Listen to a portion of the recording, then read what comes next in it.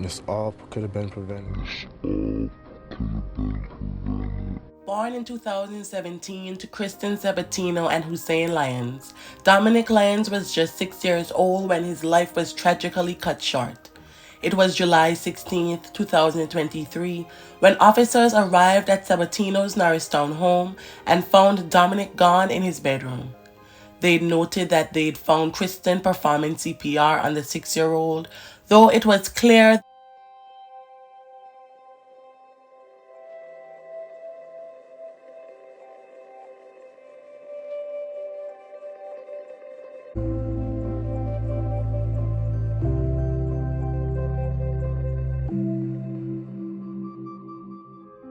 that he had been deceased for an extended period of time.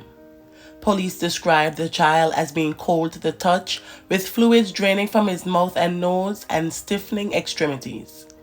Lyons, a kindergartner who had recently graduated from the Musselman Learning Center, was a beloved child known for his infectious smile and loving nature. On that day, Norristown police responded to a 911 call at a home on the 1000 block of Willow Street around 12:38 p.m. The caller reported an unconscious boy who was not breathing. The officers arrived to find Dominic in his second-floor bedroom lifeless. His older brother Tyler remembered receiving a call about a possible OD and immediately contacting his father, only to learn that the 6-year-old had been the sole person in the house. Tyler fondly remembered their times together and the deep love the brothers shared. He also spoke of how Dominic looked up to him, reflecting on their strong bond. Other family members also spoke of their heartbreak. I get a call saying that they heard that a kid or somebody over in his house, and immediately I called my dad, and my dad said Dominic was the only one that was in the house. He loves Ty. That's me. He loves me so much, man.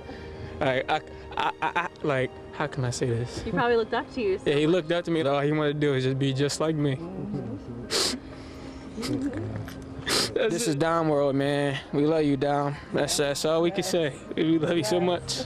It's all about you, baby boy. You're gonna live through my name, bro. Promise. Never forget you, bro. Kristen's mother, Tina Pino, took to GoFundMe to collect donations to assist with Dominic's funeral expenses, and the response from the community was overwhelming as the campaign quickly surpassed its $10,000 goal. Tina described Dominic as a vibrant child who loved Spider-Man, Marvel, and was constantly on the move. 31-year-old Kristen and her boyfriend, 35-year-old Matthew Santiago, allegedly told investigators that they'd put the child to bed at 7:30 p.m. on July 15th because he said he did not feel well. The pair claimed that the following afternoon they found him gone in his bunk bed and immediately called 911. No illicit substances were found in the home, and the two told detectives that they'd been clean for over a year. As the community grappled with the shocking tragedy of Dominic's untimely passing, a mysterious and unexpected twist emerged. Initially, there was speculation about the cause of his passing and an eerie connection to a list of sudden passings related to a well-known global P. A certain blog had included his name in that unsettling list, but time would soon clarify that the global P was not the cause of Dominic's demise.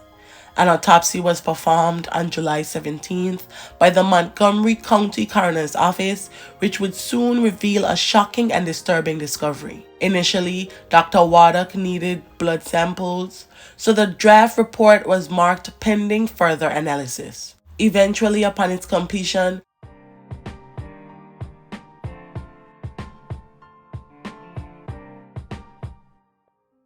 authorities learned that Dominic had high levels of two substances in his bloodstream: xylazine, commonly known as Tranq, which is a veterinary sedative, and Fent. Dr. Waddock subsequently determined that the cause of Lyons' passing was ill sub intox and ruled it a homicide.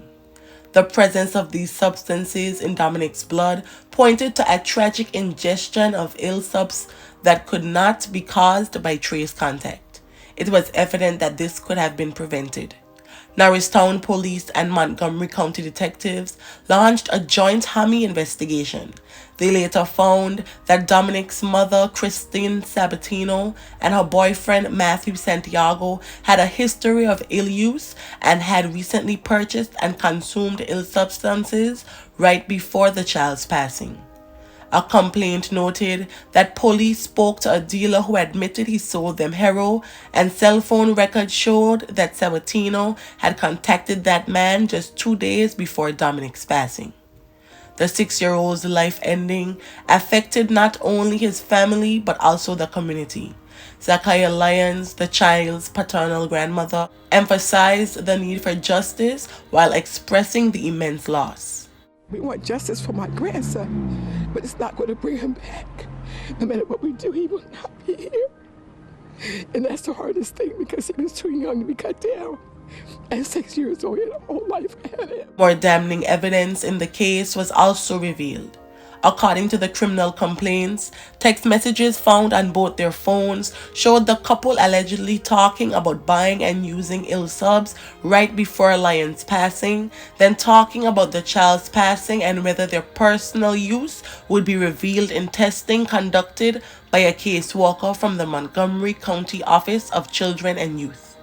In 2017, she had OD'd on heroin, while Dominic, who was just 5 months old at the time, laid unresponsive beneath her. Nalox, the reversal medication when one ODs, revived her, and she later faced charges of felony endangering the welfare of a child. Ultimately, she pled guilty and received 7 years of probation.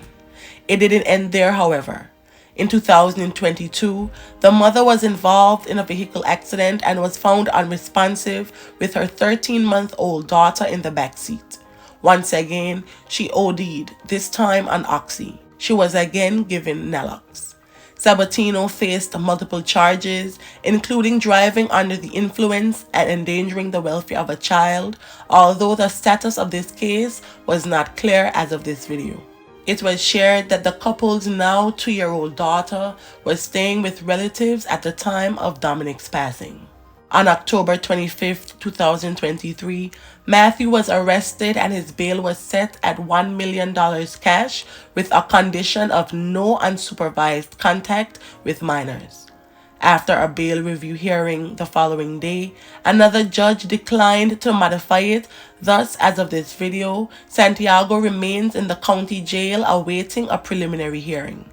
Kristen was arrested 2 days later at a hotel in Lancaster before being transferred to the Montgomery County Correctional Facility.